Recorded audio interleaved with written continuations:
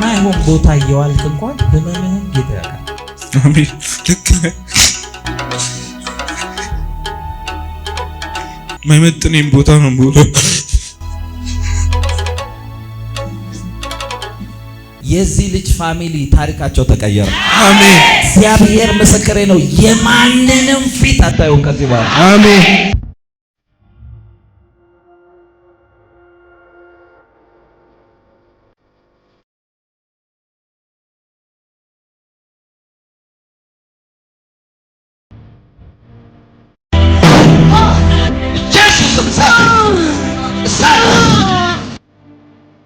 እሳት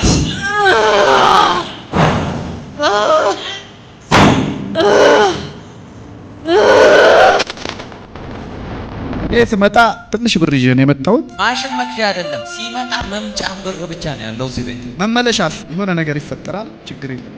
ማሽኖች ሲጫኑ ታያለው። በቅርብ ነው ፕሮግራሙ። በ23 መሰለኝ የነበረው ቀን በአንድ ማሽኑ ተጭኖ ተክሎ ምን ብሎ ተጣጣ። እንደገና 500 ሺህ ብር የልፋቴ ሆኖ 1 ሚሊዮን ተሰጠ።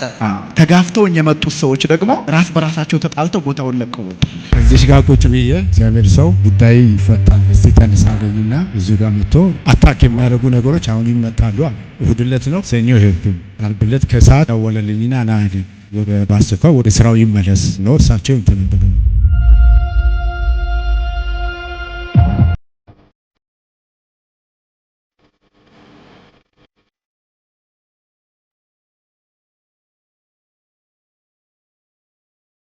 ለስንት ጊዜ የማይሰማው ጆሮ? 3 ዓመት ይሁን 3 ዓመት በላይ ነው የሚሰማውን ያዘው። አማኑኤል ይሰማኛል። ተራ ይሰማል። አዎ ኢየሱስ ፈውስ ፐርማነንት እንዲሆን አሜን። ኢየሱስ